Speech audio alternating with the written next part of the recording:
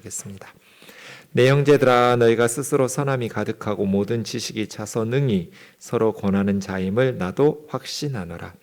그러나 내가 너희로 다시 생각나게 하려고 하나님께서 내게 주신 은혜로 말미암아 더욱 담대히 대략 너희에게 썼노니, 이 은혜는 곧 나로 이방인을 위하여 그리스도 예수의 일꾼이 되어 하나님의 복음의 제사장 직분을 하게 하사 이방인을 제물로 드리는 것이 성령 안에서 거룩하게 되어 받으실 만하게 하려 하심이라.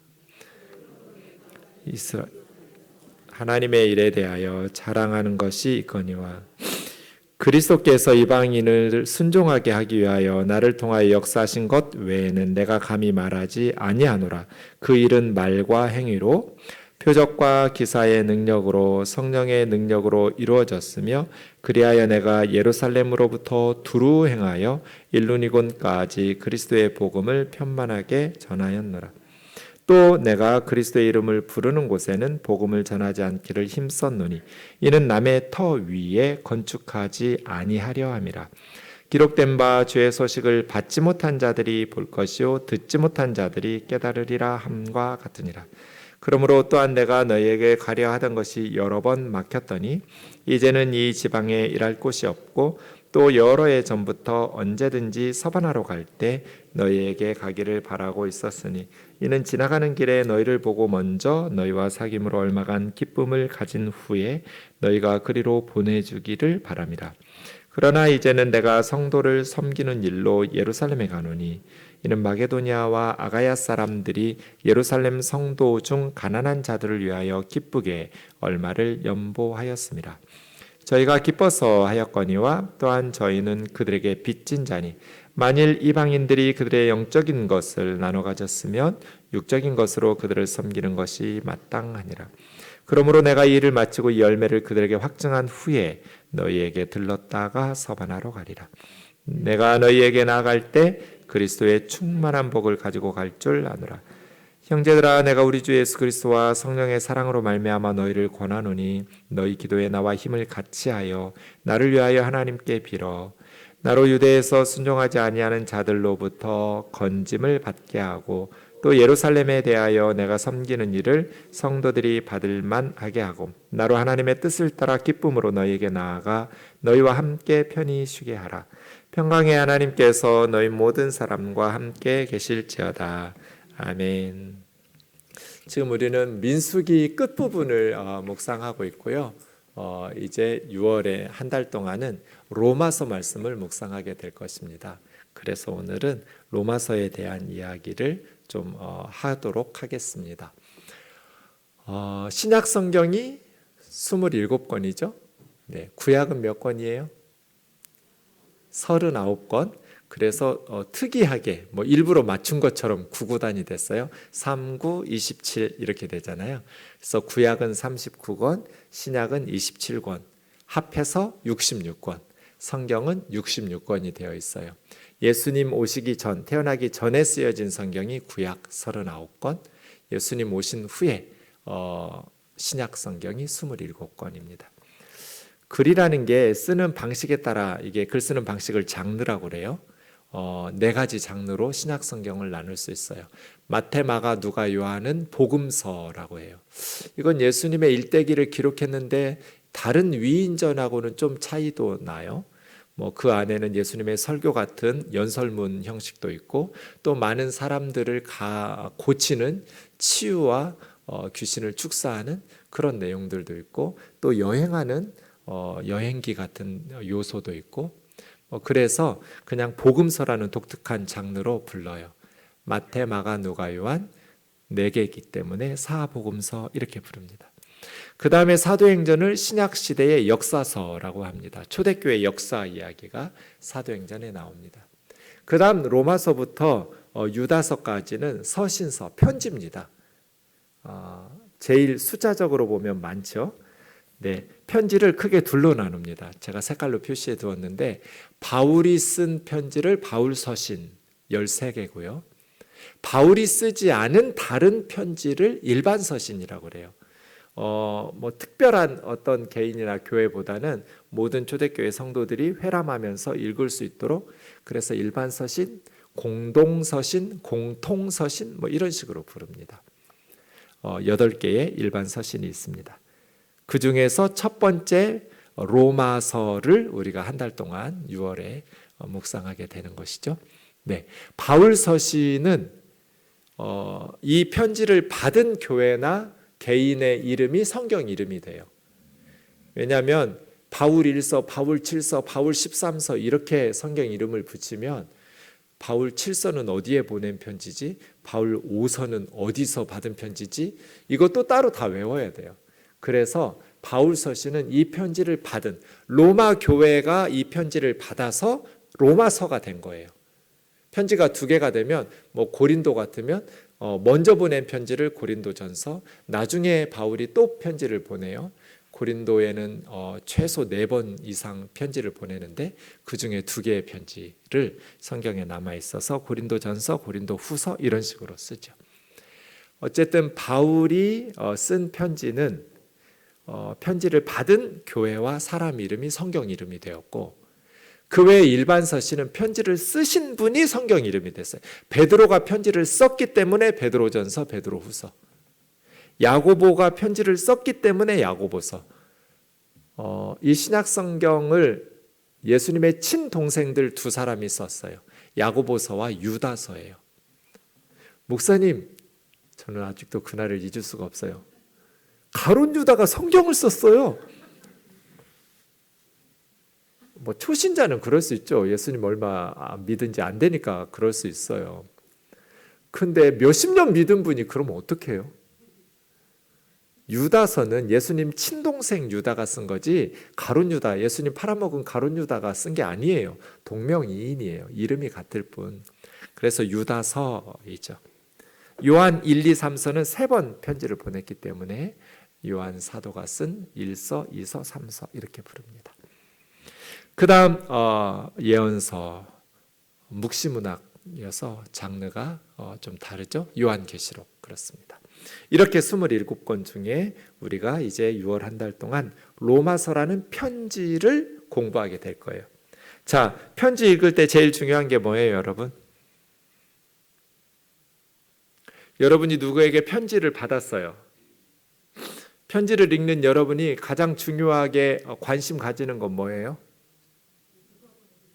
누가 보냈는가? 그거야 뭐 편지 봉투 보면 알게 될 것이고, 편지 내용을 읽을 때 로마서는 바울이 보냈어요. 그 다음이요. 어디서 보낸? 왜 이렇게 계속 틀린단만 말하지? 뭐 누가 보냈는지 알면 대충 어디서 보낸 거 모르세요? 네, 편지 읽을 때 제일 중요한 거, 이 사람이 이 편지를 왜 썼지 나한테? 이거 아니에요? 이 사람이 이 편지를 나한테 왜 썼는지.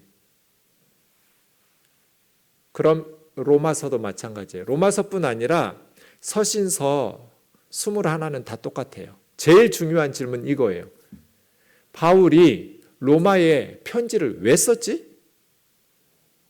그걸 파악해야 로마서 내용을 제대로 파악할 거잖아요. 고린도에 편지를 왜 썼지? 디모데한테 편지를 왜 썼지? 이게 제일 중요한 주제예요. 그것을 알고 성경을 읽는 사람하고 왜 썼는지 모르고 성경 공부하는 사람은 다르죠. 바울이 로마서를 왜 썼을까? 그것이 오늘 첫 번째, 제가 로마서 설교하면서 1장 1절부터 시작하지 않고 15장 14절부터 33절까지 첫 설교를 하는 이유예요. 바울이 로마서를 왜 썼는지가 오늘 본문에 나와 있거든요. 주일에 이 말을 또 해야 되는데 이 수예배를 안 드리는 사람들이 많아가지고. 네. 왜냐하면 이게 중요하기 때문이죠. 바울이 로마에 편지를 왜 썼지? 여러분, 바울은 로마에 편지를 왜 썼을까요? 여러분 어떻게 알고 계세요? 바울이 로마서를 왜 썼어요? 이 질문에 답하시려면 지금 바울이 어떤 상황에 있는지를 아셔야죠. 그죠? 바울이 지금 언제 로마서를 썼어요? 1차, 2차, 3차, 3번의 선교 여행을 다녔잖아요. 바울은 언제 로마서 썼어요?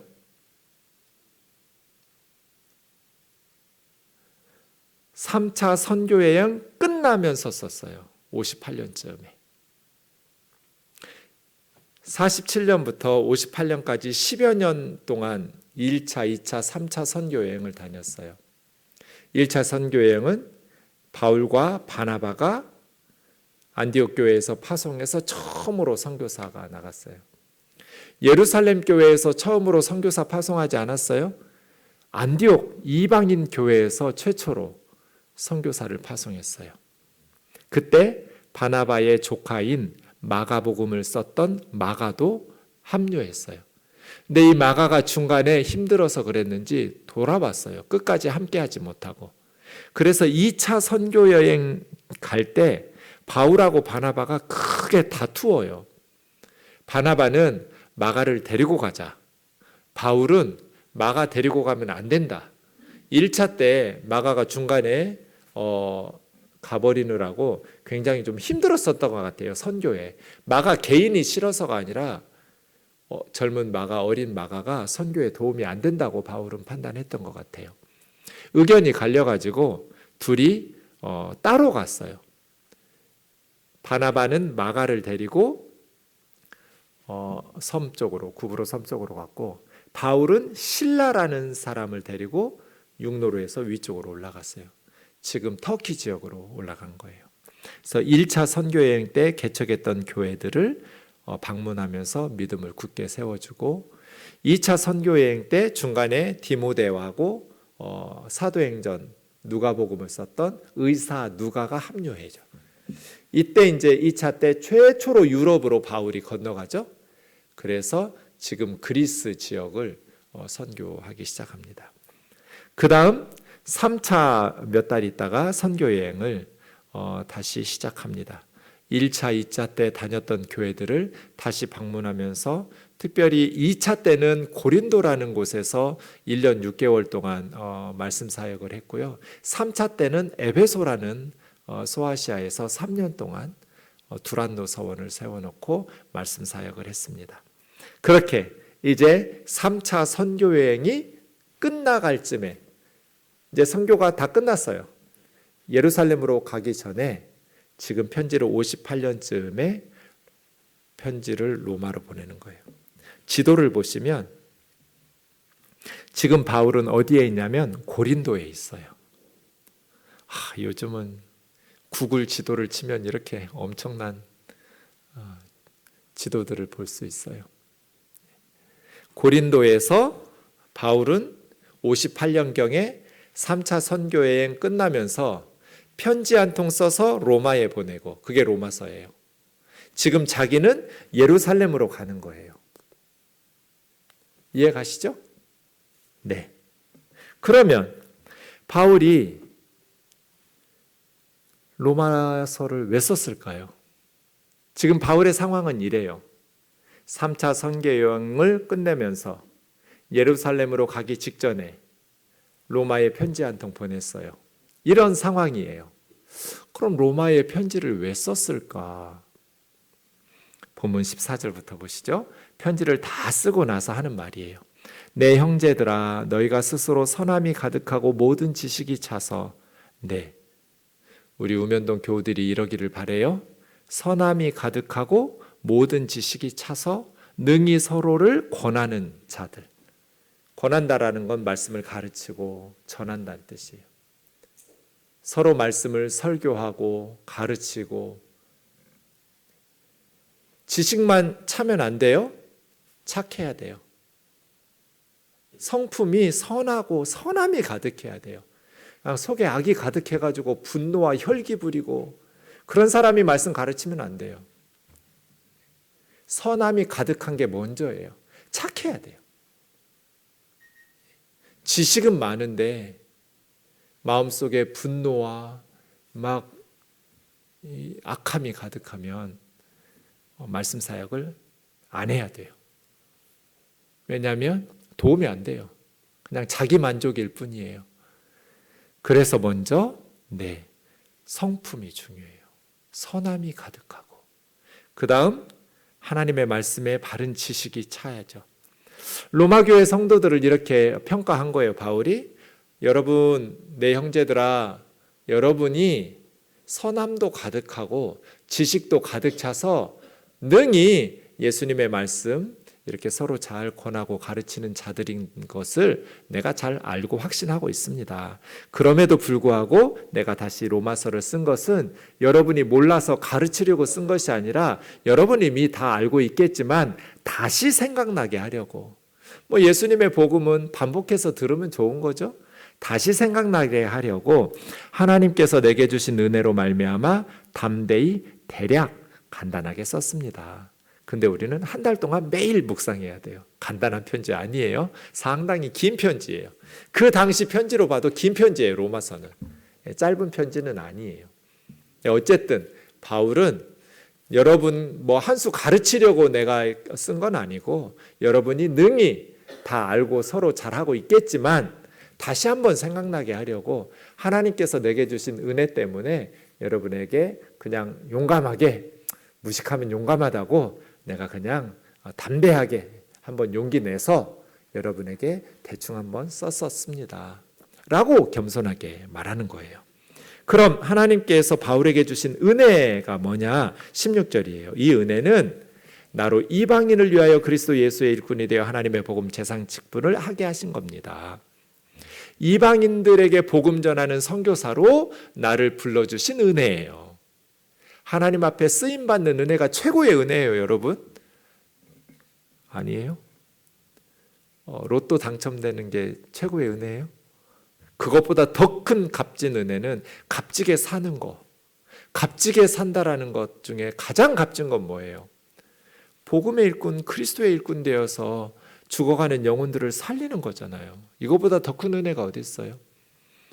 이방인들에게 복음을 전하는 그리스도 예수의 일꾼이 되어서 하나님의 복음의 제사장 직분, 제사장은 뭐 하는 사람들이에요? 짐승제사 드렸죠. 그런데 바울은 지금 예루살렘 성전에서 짐승제사 드리는 제사장이 아니라 이방인들을 하나님이 기뻐 받으실 만한 제물이 되도록 복음으로 변화시키는, 비유적으로 말하는 거예요. 사람 잡아서 인신제사 드리는 게 아니라 이방인들이 하나님 나라의 백성 될 수 있도록 하나님께서 기뻐하시는 삶을 살아가는 믿음의 사람 될 수 있도록 내가 이방인에게 복음을 전하는 일꾼이 되었다고 말하는 거예요. 그래서 로마도 이방 지역이잖아요. 거기에 유대인 크리스찬들도 있겠지만 이방인 크리스찬들도 있고 하니 내게 주신 은혜로 말미암아 여러분에게 대략 담대히 편지를 썼습니다 라고 고백하는 거죠. 그러므로 내가 그리스도 예수 안에서 하나님의 일에 대하여 자랑하는 것이 있거니와, 그리스도 예수 안에서 하나님이 하신 일에 대해서 뭘 자랑할까요? 18절이에요. 그리스도께서 이방인들을 순종하게 하기 위해서 나를 통해서 역사하신 것. 바울의 자랑은 이거예요. 하나님께서 바울을 사용하셔서 죽어가는 이방인들을 순종하게 하셔서 하나님 백성 삼아주신 것. 이게 너무너무 자랑스러운 것이죠. 여러분 나중에 하나님 앞에 갔을 때 뭐 자랑하고 싶으세요? 하나님 앞에 섰을 때 우리에게 뭐가 자랑거리가 될까요? 하나님, 저 명문대학 출신입니다. 이런 게 자랑거리가 될까요? 아니요. 하나님, 저 겁나 좋은 아파트 살다 왔습니다. 이런 게 자랑거리가 될까요? 아니요. 그럼 여러분이 하나님 앞에 섰을 때 여러분의 자랑은 뭘까요? 바울은 나를 통해서 그리스도께서 이방인들을 순종하도록 역사하신 것. 그래서 많은 이방인들이 바울을 통해서 천국 가게 된 것. 이거 자랑이에요. 우리가 주님 앞에 갔을 때 세상에서 남들이 부러워할 만한 업적을 이루면서 살아가는 것, 그게 자랑이 될지도 모르겠지만 그건 그렇게 가치 있는 자랑거리가 아니에요. 가장 자랑스러운 것은 나를 통해서 천국에 함께 온 사람들, 그게 가장 값지고 자랑스러운 일 아닐까요? 바울은 그거 자랑하고 있어요. 그거 외에는 내가 감히 말하지 아니하노라. 난 자랑할 게 없다. 바울이 정말 자랑할 게 없는가? 아니요. 이스라엘 최고의 석학이었어요. 가말리엘이라는 랍비 최고의 스승의 수제자였어요. 사도 바울은. 세상적으로 보면 바울은 자랑할 게 너무나 많은 사람, 그냥 태어나면서부터 금수저예요. 그리고 태어나면서부터 생득한 그의 엄청난 자랑거리들도 많았거니와 그가 노력해서 획득한 자랑거리도 엄청 많았어요. 율법의 의로는 흠이 없는 사람이었어요. 그럼에도 불구하고 사도 바울은 예수님께서 나를 통해서 이방인들이 예수 믿고 순종하고 하나님 나라 자녀, 천국 백성 되고 하나님의 자녀가 되게 하신 것 외에는 나는 감히 말할 것도 없다고, 자랑하고 싶은 것도 없고. 그 선교 사역은 말과 행위로 됐죠. 바울이 전하는 말과 행위로. 그리고 표적과 기사, 기사는 기적적인 사건이죠. 기적이라는 건 일어날 수 없는 일이 일어난 걸 기적이라고 그래요. 기도할 때 선교지마다 표적과 기사의 능력으로, 그것은 성령의 능력이었거든요. 제가 늘 말하잖아요. 선교사들에게 가장 중요한 기도 제목은 성령님께서 함께 선교하는 거라고. 아무리 선교사들이 열심히 말과 행위로 복음을, 사랑을 실천하면서 전해도 성령님께서 함께 해주시지 않으면 어떻게 열매를 거두겠어요? 성령님께서 함께 해주셔야 선교사들이 전하는 말과 행위와 또 기도의 응답과 능력으로 많은 사람들이 열매를 맺어서 예수님을 믿게 될 거잖아요. 그러니까 요거예요. 이게 제일 중요한 기도 제목이에요. 하나님, 우리 선교사님들과 함께 해주세요. 기도할 때 응답해 주세요.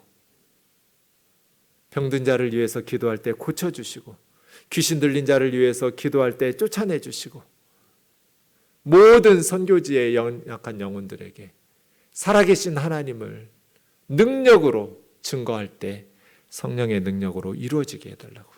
그래서요, 19절 성령의 능력으로 이루어졌으며예요.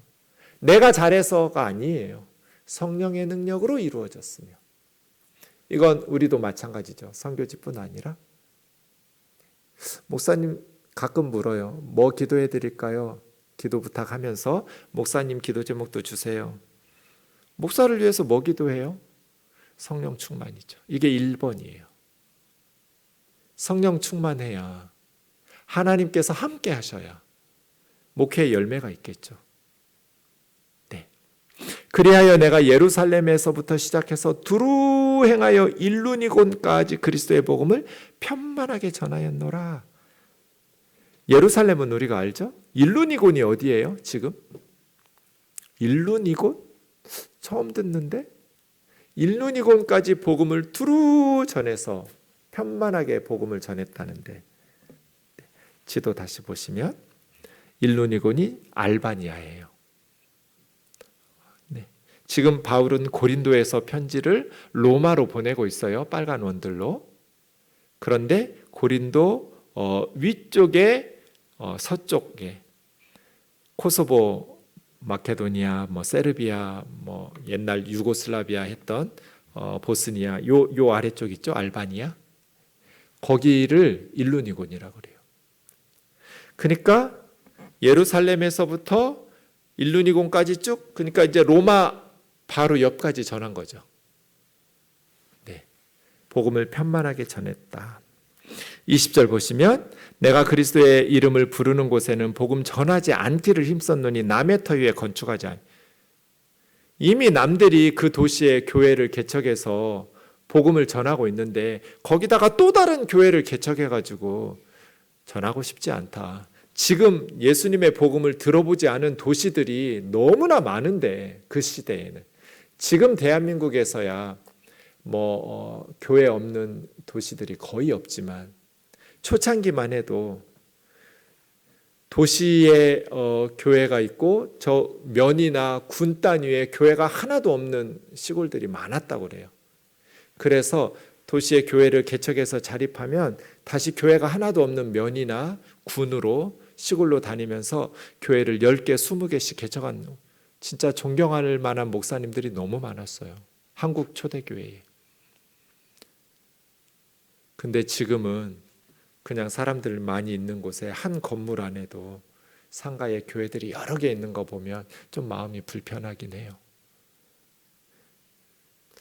주의 이름을 부르는 곳에 복음 전하지 않기를 힘썼노니, 물론 이제 서울에는 뭐 주의 이름을 부르지 않는 동네가 없어서 어쩔 수 없는 상황들도 있고, 새로운 비전을 가지고 새로운 뜻을 가진 새로운 교회들이 계속 개척돼야 되는 것은 맞지만, 네, 선교지 상황에서 지금 바울이 하는 거예요. 이미 복음이 다 들어가 있는데 복음이 전혀 들어가지 않은 나라와 도시들이 너무나 많은 이때 내가 이미 전해진 곳에 복음 전하고 싶지 않다. 기록된 바 주의 소식을 받지 못한 자들이 볼 것이고 듣지 못한 자들이 깨달으리라고 성경에 써놨지 않냐. 복음을 듣지 못하고 받지 못한 자들에게로 나는 가겠다.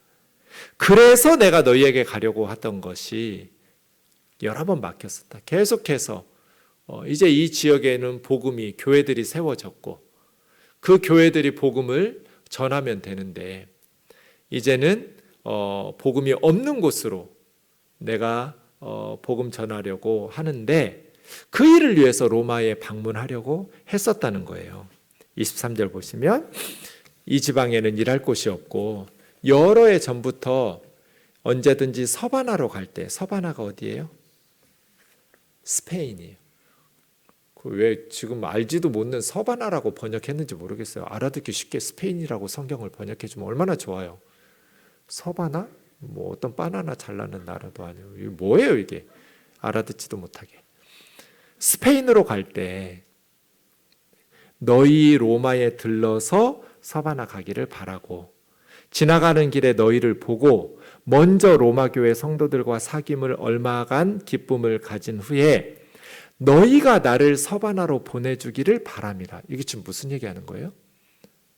지금까지 바울을 파송하고 후원한 교회는 안디옥 교회였죠.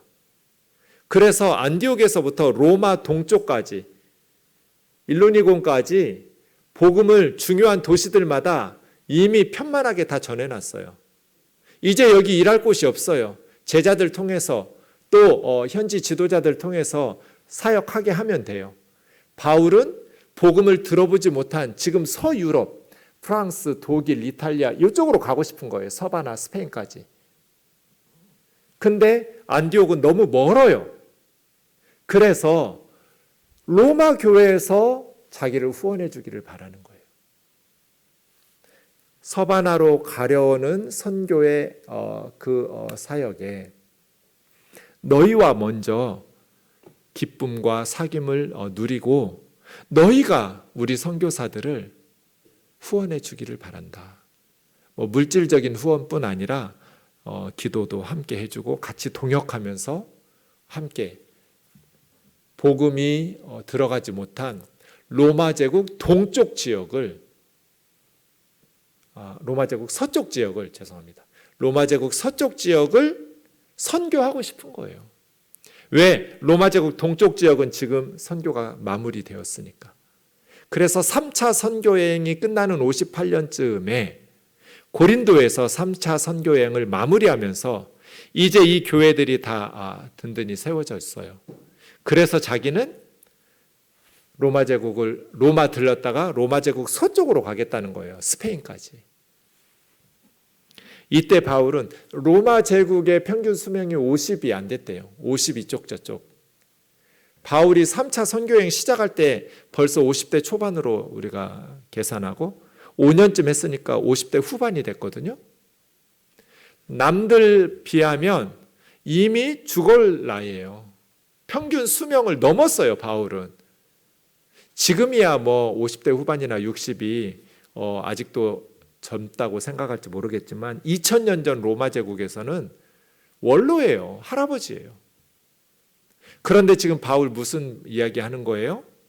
그동안 내가 선교하고 일구었던 교회들 뒤에서 후원하면서 기도로, 이렇지 않죠? 무슨 독일 병정 같아요. 다시 개척하고 선교사로 나가겠다는 거잖아요. 복음이 전해지지 않은 곳으로. 그렇게 복음 전하다가 거기서 목숨 다 하는 그날까지 전하다가 천국 가겠다는 거잖아요. 엄청난 사람이에요. 질문요? 로마 가서 서바나 가면 되지. 왜 편지를 써요? 예루살렘에 왜 가요? 편지를 쓸 게 아니라 자기가 직접 가면 되잖아요. 로마로. 복음 전하는 것보다 더 중요한 게 어디 있어요? 선교사들에게. 예루살렘에 왜 가요? 좀 더 읽어봐야겠죠. 그죠? 25절이에요. 그러나 이제는 내가 성도 섬기는 일로 예루살렘에 간다. 성도를 섬겨? 왜? 마케도니아와 아가야. 이게 이제 그리스 쪽이죠. 네. 마케도니아와 아가야에 있는 빌립보 교회, 데살로니가 교회, 고린도 교회, 베레아 교회 이런 교회들이 예루살렘 교회가 영거푸 흉년이 몇 년 동안 들어가지고 지금 예루살렘 교회가 경제적으로 극심한 어려움에 처했다는 소식을 듣고 기쁘게 예루살렘 성도 중 가난한 자들을 위해서 헌금을, 구제헌금을 모아준 거, 이걸 연보라고 그래요. 구제헌금. 그래서 그 구제헌금을 예루살렘 교회에 가서 전달해야 된다는 거예요. 저희가 기쁘게 이 이방인 교회, 아가야와 마케도니아에 있던 이방인 교회가 예루살렘의 가난한 성도들을 위해서 기쁘게 연보하였거니와 저희는 그 이방인 성도들은 예루살렘의 성도들에게 어느 면에서는 빚을 지고 있는데 돈을 빌려서 빚진 것이 아니라 영적인 것을 나누어 받았기 때문에 예루살렘 교회가 복음을 전해줬잖아요. 이방인 교회들에게 엄청난 박해와 순교를 당해가면서 바울도 예수님의 제자들도 다 유대인이고 예루살렘에서 이렇게 파송했던 그러한 영적인 리더들이니까 영적인 것을 나눠 가졌으면 육적인 물질적인 것으로 이 어려움에 처한 예루살렘 교회의 가난한 성도들을 구제하고 연보하여 돕는 것이 마땅하다 이렇게 말하는 거예요. 지도로 다시 볼게요. 이제 정리해 보세요. 지금 바울은 어디 있어요? 고린도에 있어요. 오른쪽에서 두 번째 원이에요. 지금 고린도에서 편지를 로마에 보내면서 지금 로마 가고 싶어서가 아니라 로마의 후원을 통해서 스페인 가고 싶은 거예요. 그죠? 서바나까지. 저 지역을 전도하고 싶은 거예요. 교회가 하나도 없으니까. 그런데 바울은 지금 바로 로마에 들렀다가 서바나로 가는 것이 아니라 예루살렘에 가야 돼요. 예루살렘에 가려고 준비를 하고 있어요. 예루살렘은 왜 가려고 해요? 자기가 개척했던 교회들이, 성도들이 구제헌금을 모아주었어요. 예루살렘 도와주라고. 그래서 그 구제헌금을 전달하러 예루살렘에 가는 거예요. 제가 혹시 여러분 중에서 목사님 지금 저기가 어디예요? 우리나라 어디 있어요? 하실 분들이 계실까 봐 좀 더 축소해가지고 그 다음 사진 지도 보시면 우리나라는 지금 이쪽 끝에 있어요. 네, 지금 이야기하고 있는 부분은 지중해에 있는 근동이라고 그래요. 유럽을 중심으로 가까운 동쪽. 우리는 원동, 극동, 유럽을 중심으로 해서 멀리 있는 동쪽, 아주 끝에 있는 극동, 이런 식으로 한국은 말하지만 이스라엘은 근동이라고 말하거든요. 예, 그래서 그 지중해 유럽과 근동아시아 지역이에요. 네. 또 질문요? 아니요, 목사님. 연보를 꼭 바울이 전달해야 돼요? 다른 디모데나 디도나 두기고나 다른 제자들 시키고 이 구제헌금 좀 예루살렘 교회에 전달해 달라고 부탁하고 자기는 복음 전하러 가면 안 돼요? 지금이야 은행이 있으니까 송금하면 되겠지만 그런 게 없던 시절이니까 누군가가 직접 가서 전달하는 건 맞는데 그걸 꼭 바울이 해야 되냐고요. 어때요, 여러분? 바울은 로마로 가서 복음 전하러 가지 다른 사람 시키고. 28절이요. 그러므로 내가 이 일을 마치고 이 열매를 그들에게 확증한 후에 너희에게 들렀다가 서바나로 가리라. 내가 너희에게 나갈 때 그리스도의 충만한 복을 가지고 갈 줄 아노라. 바울이 우면동 교회에 오면 우리는 열리를 제쳐놓고 말씀 사경에 하겠죠. 충만한 그리스도의 복을 가지고 가겠죠. 바울이 간다는 것은. 형제들아, 내가 우리 주 예수 그리스도와 성령의 사랑으로 말미암아 너희를 권하노니 너희 기도에 나와 힘을 같이하여 나를 위하여 하나님께 함께 빌어달라고. 하나님 앞에 기도를 부탁하는데 기도 제목이 두 가지예요. 이 두 가지를 보면 왜 바울이 직접 예루살렘으로 가려고 하는지를 알 수 있어요. 첫 번째 31절. 나로 유대에서 순종하지 않으려는 자들로부터 건짐을 받게 하고, 이미 바울은 예루살렘에 가면 체포당하고 박해를 받는다는 것을 예언으로 들었어요. 그래서 못 가게 말렸어요. 당신 예루살렘 가면 큰일 난다. 지금 유대인들이 바울 당신을 죽이려고 노리고 있는데 예루살렘에 가면 당신은 살아 돌아올 수 없다. 죽는다. 이런 경고들이 있었어요. 그때 바울이 주 예수 그리스도의 복음, 그 복음의 사역을 마치려 하면은 나의 생명을 조금도 중요한 것으로 여기지 않겠다고. 그래서 이런 경고들이 있었음에도 불구하고 그게 첫 번째 줄이에요. 유대에서 하나님과 예수 그리스도를 믿지 않고 순종하지 않은 유대 종교 지도자들로부터 건짐받게 해달라고. 근데 결국은 예루살렘에 이때 가가지고 체포를 당해요. 그래서 바울이 로마에 올 때는 죄수의 신분으로 재판받으러 와요. 바울은 로마 시민권자였기 때문에 황제에게 상소할 수 있었거든요. 그래서 바울이 로마로 올 때는 몇 년 후에 죄수의 신분으로 재판받으러 로마에 오게 되죠. 이때 예루살렘에 가서 유대인들에게 체포를 당하고 암살의 위협도 당하고 여러 번 어려움을 당합니다. 이 첫 번째예요. 순종치 않는 유대인들로부터 건짐받게 해달라고, 보호해달라고. 두 번째는 예루살렘 교회가 내가 섬기는 이 일을 받아들이게 해달라고 기도해달라는 거예요. 예루살렘 교회가 왜 다른 교회에서 지금 영거푸 3년 동안 흉년이 져가지고 경제적인 어려움에 처해서 가난한 성도들이 많은데 이방인 교회들이 구제헌금을 모아서 전달하는데 왜 안 받아들여요? 여러분, 우면동 교회가 불이 났어요. 자, 벌떼교회에서 우리 교회 다시 재건하는데 도우라고 돈 보내줬어요. 받아요, 안 받아요?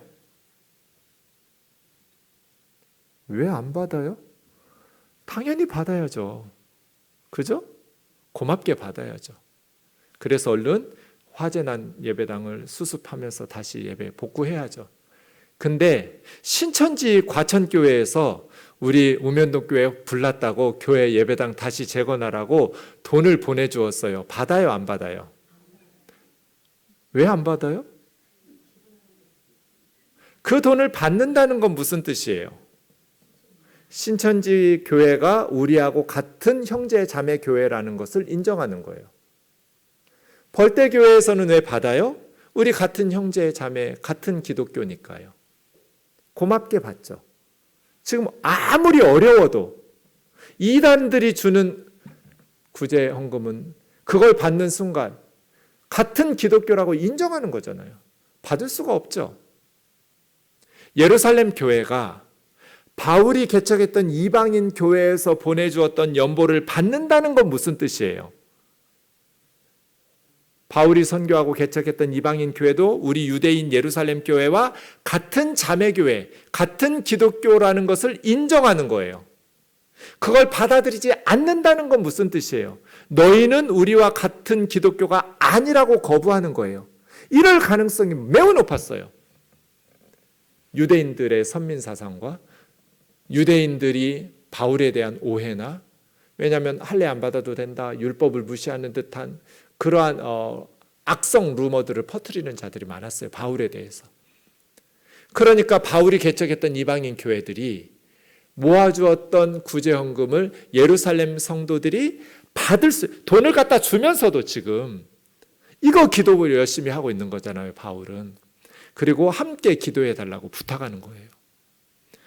만약에 예루살렘 교회에서 그런 문제가 생기면 지난 10여 년 동안 선교를 마무리하고 로마 제국 동쪽 지역의 선교를 마무리하면서 이제는 로마 제국 서쪽으로 가려고 하는데 예루살렘 교회에서 안 받아들인다고 그래서 하나님께서 무슨 바울이 선교한 교회들을 무시하거나 그런 일, 불이익을 당할 일은 전혀 없겠지만 지상에서는 문제가 심각해지죠. 유대인들로부터 이방인 교회가 같은 형제교회, 자매교회로 존중받지 못한다는 건 선교에 큰 걸림돌이 되겠죠. 그래서 문제가 발생하면 디모데나 디도나 두기고는 해결 못해요. 바울이 직접 가야 되는 거예요. 가서 이것을 받아들인다라는 것은 그동안 10여 년 넘게 선교했던 모든 이방인 교회가 예루살렘 교회로부터 인정받고 승인받는다는 확실한 증거예요. 그래서 거기까지 마무리해 놓고 바울은 로마에 이렇게 들렀다가 스페인으로 가고 싶은 거예요. 이해가시죠? 그래서 그거 기도해달라는 거예요. 예루살렘 교회에서 감사하게 이 이방인들이 모아주었던 연보를 받았어요? 안 받았어요? 받았어요. 기쁘게 받았어요. 그건 뭐예요? 이방인 형제 자매들과 교회도 우리 유대인 교회와 동일한 하나님의 교회, 하나님의 백성이라는 것을 인정한 거예요. 그런데 이제 유대인들이 바울을 예루살렘 성전에서 체포해가지고 드로비모 사건 때문에 바울을 죽이겠다고 하는 바람에 바울이 한참 후에 로마로 오게 되는 것이죠. 나로 하나님의 뜻을 따라 기쁨으로 너희에게 나와 너희와 함께 편히 쉰 후에 평강의 하나님께서 너희 모든 사람과 함께 계실지어다 하면서 이제 편지를 마무리합니다. 이것이 로마서를 쓴 이유입니다. 바울이 로마서를 쓴 이유가 뭐예요? 내가 이제 로마 제국 동쪽에서 선교가 마무리되었으니 너희의 후원으로 로마 제국 서쪽으로 가고 싶다. 바울에 대한 나쁜 소문들도 있고 해서 바울이 그동안 전했던 선교하면서 교회를 세웠던 바울이 전한 복음을 쭉 한번 써준 거예요. 그래서 로마서가 가장 정확하게 기독교에 대해서 설명하는 성경이 된 거예요. 이런 목적으로 편지를 썼기 때문에. 로마서 1장 13절에서 15절을 보겠습니다. 내가 여러 번 너희에게 가고자 한 것을 모르기를 원치 아니하노니 너희 중에서도 이방인 중에서와 같이 열매를 맺게 하려 함이로되 지금까지 길이 막혔다. 가려고 하면 고린도 교회 문제 터지고 갈라디아 교회 문제 터지고 그래서 갈 수가 없었어요. 교회들을 바로 세우기 위해서.